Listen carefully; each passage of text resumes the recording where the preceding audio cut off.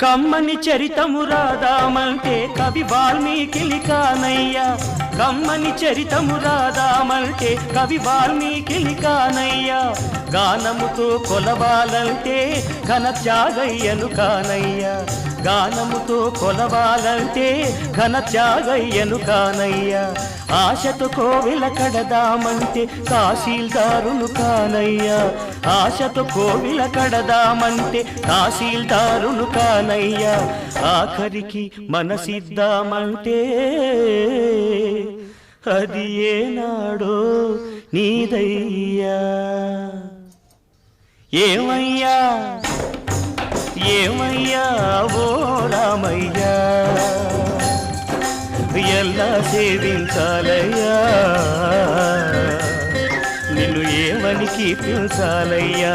ఏమయ్యా ఓ రామయ్యా